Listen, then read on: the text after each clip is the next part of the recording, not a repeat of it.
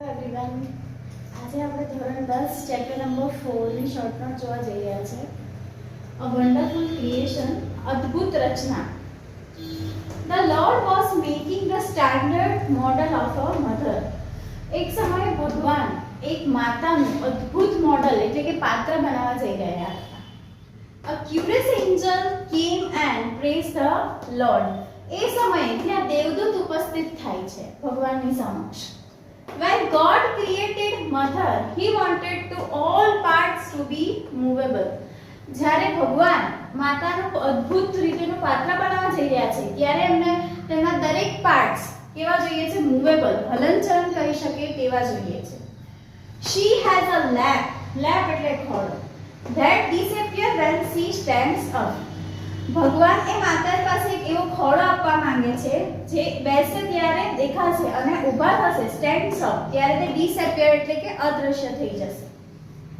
Her kiss can cure everything from a broken leg to a broken heart. માતા પાસે એક એવું ચુંબન છે કે દરેક દુઃખનો નાશ કરે છે. ત્યાર પછી આખા શરીરની પીડા હોય, તૂટેલા પગની પીડાથી લઈને તૂટેલા હૃદય સુધીના દરેક દુઃખનો નાશ કરે છે એવું માતાનું ચુંબન છે. She has a 6 pairs of hands. માતા પાસે અનેક પ્રકારના 6 પ્રકારના હાથો છે, અલગ અલગ પ્રકારની પેર છે હાથની. આખો દિવસ અલગ અલગ પ્રકારના કાર્યો કરતા જોવા મળે છે.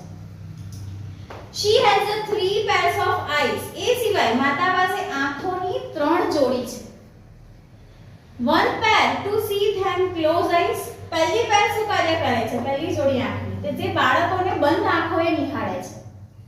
Second pair to understand and love them. બીજી જોડી છે બાળકને સમજવા અને તેમને પ્રેમ કરવા માટે છે.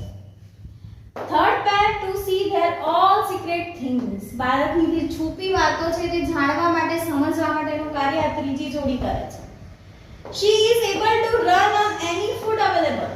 માતા પોતાના માટેનું કોઈ પણ કાર્ય કરવા સિવાય કોઈ પણ પોતાના ખાદ્ય પદાર્થ પર દોડી શકે છે.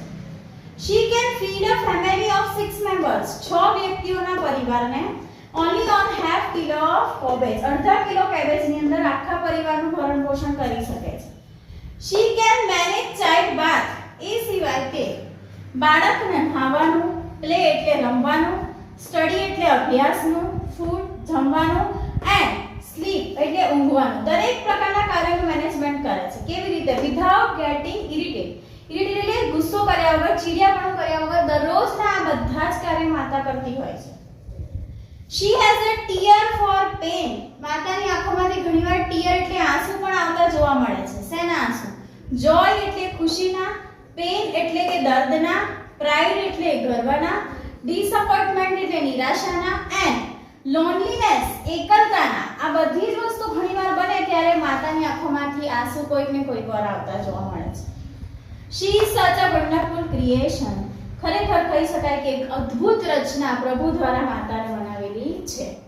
Thank you.